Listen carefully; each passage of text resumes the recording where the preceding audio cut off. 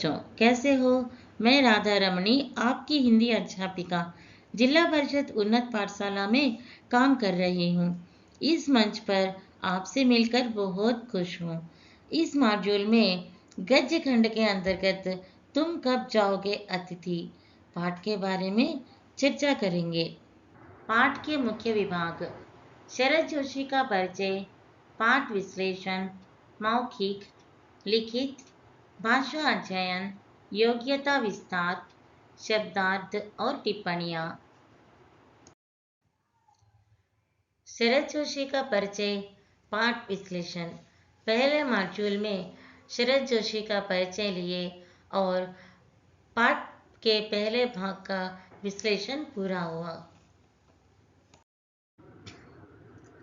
गद्य खंड के अंतर्गत पहला मॉड्यूल में तीसरा पाठ तुम कब जाओगे अतिथि पाठ्यांश के विश्लेषण के कुछ बिंदुओं को याद करेंगे। एक दिन बिना बताए मेहमान लेखक के घर आ जाता है। वे मुस्कुराते हुए मेहमान को गले लगाकर उनका स्वागत करते हैं।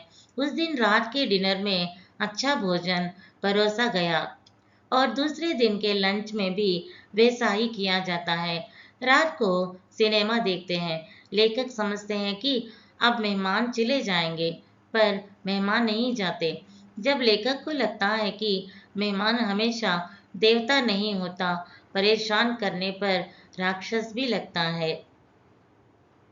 अब आपसे दो छोटे छोटे प्रश्न पूछे जाएंगे, तैयार हो ना? लेखक का नाम क्या है? शरद सक्सेना, शरद पवार, शरद चंद्र, शरद जोशी। बढ़िया उत्तर, शरद जोशी। अगला प्रश्न है, हमारी संस्कृति में अतिथि किसके समान होता है? राक्षस, देवता। सही उत्तर है देवता। बहुत बढ़िया। पाठ विश्लेषण दूसरा भाग। अब हम पाठ के शेष भाग का विश्लेषण करेंगे। तीसरे दिन जब अतिथि लेखक से पूछता है कि लॉन्ड्री कहाँ है, लेखक यह बात से डर जाते हैं कि कहीं यह अतिथि सत्कार रबड़ की तरह खींचती चली न जाए। लेखक अतिथि के साथ लॉन्ड्री जाने के लिए निकलते हैं। तब लेखक की पत्नी आंखें बड़ी कर पूछती है कि आप कहाँ जा रहे हैं। लेखक जवाब में कहता है कि लॉन्ड्री तक। तीसरे दिन मेहमान पूछता है कि लॉन्ड्री कहाँ पर है। यह प्रश्न लेखक को एक जोर की धक्का सा लगा, जो उन्हें जरा भी अंदाजा नहीं था। पहली बार उन्हें लगा कि मेहमान हमेशा देवता नहीं होता, मानव के रूप में राक्षस भी हो सकता है। लेखक को लगा कि कपड़े धुलकर आने के बाद जल्दी ही मेहमान चले जाएंगे। यह विश्वास से कपड़े पहनकर मेहमान के साथ लॉन्ड्री तक जाने के लिए तैयार हो गए। इतने में उनकी पत्नी पूछती है कि कहाँ जा रहे हो। लेखक ने जवाब में कहा कि लॉन्ड्री तक जा रहे हैं। तब पत्नी की आंखें बड़ी होने लगी, क्योंकि उन्हें शक था कहीं अतिथि ज्यादा दिन तो नहीं रुकेगा। लेखक के मन में ही आशा थी कि अगर कपड़े जल्दी धुलकर आ जाएंगे तो अतिथि जल्दी लौटकर वापस चले जाएंगे। अगले दिन कपड़े धुलकर आ गए, पर अतिथि वहीं पर टिके रहे और जाने का नाम ही नहीं ले रहे थे। जैसे लेखक के मन में आशा थी, वैसा नहीं हुआ। अगले दिन कपड़े धुलकर आ गए थे, पर अतिथि जाने का नाम ही नहीं लिया। पता नहीं अतिथि लेखक को और कितने दिन परेशान करेंगे। लेखक की मुस्कुराहट फीकी पड़ती गई। सारी बातों की चर्चा खत्म हो चुकी थी। खामोशी छा गई। मेहमान के बिस्तर का चादर भी बदल चुका था, पर वे गए नहीं। जिस दिन मेहमान आए, उस दिन लेखक के चेहरे पर जो मुस्कुराहट थी, अब वह नहीं रही। सारी बातों की चर्चा खत्म हो चुकी थी, जैसे पत्र पत्रिकाएं, परिवार, बच्चे, फिल्म, राजनीति, महंगाई, साहित्य आदि। लेखक की पत्नी पूछती है कि ये अब कितने दिन रुकेंगे। लेखक कहता है कि पता नहीं। तब पत्नी पूछती है क्या आज खिचड़ी बना लूं। लेखक कहता है कि हाँ बना लो। कुंदा डिनर से शुरू होकर खिचड़ी तक आ पहुंची। लेखक के मन में यह ख्याल आ रहा था कि अभी भी ये नहीं गए तो शायद हमें उपवास भी रखना पड़ेगा। हाँ बच्चों, लेखक की पत्नी लेखक से पूछती है कि ये कब तक जाएंगे। तब लेखक कंधे उचकाकर कहता है कि क्या पता कब जाएंगे। पत्नी कहती है कि मैं आज खाने में खिचड़ी बना लूं, खाने के लिए अच्छा भी लगेगा और खर्च भी कम लगेगा। लेखक कहता है हाँ हाँ बना लो। उनकी इससे अच्छा आतिथ्य करने की ताकत कम होती जा रही थी। डिनर से आरंभ होकर खिचड़ी पर आ पहुंची। अगर मेहमान अभी भी नहीं गए तो उपवास तक जाना पड़ेगा। उनका जाने का यह अंतिम क्षण है।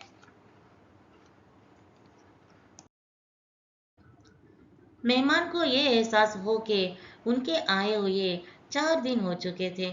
इसलिए लेखक उन्हीं के सामने हर दिन कैलेंडर के पन्ने पलटा रहे थे। फिर भी मेहमान पर उसका असर नहीं पड़ रहा था। लेखक सोचते हैं कि चंद्रमा पर गए एस्ट्रोनॉट्स भी इतने दिन नहीं रुकते जितने दिन ये अतिथि यहाँ पर रुके हुए हैं। मेहमान आराम से बैठकर सिगरेट पीता रहता है। उनके आए बहुत दिन हो गए। यह बात एहसास दिलाने के लिए लेखक हर रोज कैलेंडर के पन्ने पलटा रहता है। लंबा सफर करके चंद्रमा पर कदम रखने वाले एस्ट्रोनॉट्स भी इतने दिन नहीं रुकते जितने दिन छोटा सफर करके आए हुए मेहमान।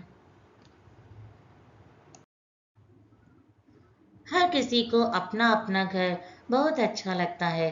घर से बढ़कर और कोई अच्छी जगह नहीं होती। इसलिए इसे स्वीट होम कहा गया है। दूसरों के घरों में अतिथि बनकर रहना भी अच्छा लगता है, लेकिन ज्यादा दिन रुककर उन्हें दिक्कत नहीं पहुंचाना चाहिए। अगर ऐसा करेंगे तो उन्हें लगता है कि अपने घर की खुशी को दूर करने आए हैं। हाँ बच्चों, इस पाठ से हम सीखते हैं कि अगर हम कहीं पर जाते हैं तो सिर्फ थोड़े दिन रुक कर फिर लौटकर अपने घर आ जाना चाहिए। ऐसा करने से हमारे स्नेह और संबंध अच्छे रहते हैं। चौथे दिन की रात में लेखक मन में यह सोच आती है कि कल सुबह की सूरज की पहली किरण अतिथि के 5वें दिन की पहली किरण होगी। वे आशा करते हैं कि अतिथि सम्मानपूर्ण निर्णय लेकर वापस चले जाएंगे। वे मन ही मन ये सोचते हैं कि अब उनमें सहन करने की शक्ति नहीं है। आखिर वह भी एक मनुष्य है। देवता और मनुष्य एक साथ नहीं रुक सकते। दर्शन देकर चले जाते हैं। चौथे दिन रात में सोते हुए मेहमान को देखकर लेखक सोचता है कि कल सुबह की पहली किरण अतिथि को जगाएगी और जाने की प्रेरणा देगी। अतिथि भी एक गौरवपूर्ण निर्णय लेगा। आखिर लेखक भी एक मानव है। मानव को दर्शन देने के बाद देवता को चले जाने चाहिए। लेखक ये भी सोचते हैं कि मैं मनुष्यता पर उतर ना आऊं। तुम अपने घर लौट जाओ ना अतिथि। उफ, तुम कब जाओगे अतिथि। लेखक ये भी सोचते हैं कि बच्चों, वह मनुष्यता पर उतर आके तुम यहाँ से निकल जाओ। जैसे शब्द मेरे मुंह से नहीं निकलना जाए इससे पहले ही घर लौट जाओ ना अतिथि। उफ, तुम कब जाओगे अतिथि। बच्चों, तुम कब जाओगे अतिथि पाठ को आप अच्छी तरह समझे होंगे और ये भी समझे होंगे कि अच्छे अतिथि कैसा रहना चाहिए। तो चलिए बच्चों, इस पाठ से संबंधित कुछ छोटे छोटे प्रश्न पूछना चाहूंगी। आप तैयार हो ना। पहला प्रश्न, सही विकल्प चुनिए। लेखक के घर अतिथि को आए हुए कितने दिन हुए। 2, 3, 4, 5। बढ़िया उत्तर, 5 दिन। अगला प्रश्न है, लेखक किससे परेशान थे? अपनी पत्नी से, अतिथि से, गर्मी से, महंगाई से? बढ़िया उत्तर। सही उत्तर है अतिथि से। हाँ या नहीं में जवाब दीजिए। लेखक चाहता है कि अतिथि जल्दी चले जाए। लेखक की पत्नी पुलाव बनाने को कहती है। बढ़िया उत्तर है। पहला वाक्य हाँ है और दूसरा वाक्य नहीं। चलिए बच्चों, अगला प्रश्न देखते हैं। रिक्त स्थान भरिए। लेखक को अतिथि से यह उम्मीद है कि। हाँ बच्चों, सही बताया आपने। वह अगले ही दिन चले जाएगा। दूसरा रिक्त स्थान। लॉन्ड्री पर कपड़े किस दिन दिए गए हैं? सही उत्तर तीसरे दिन। अगला प्रश्न की ओर चलते हैं।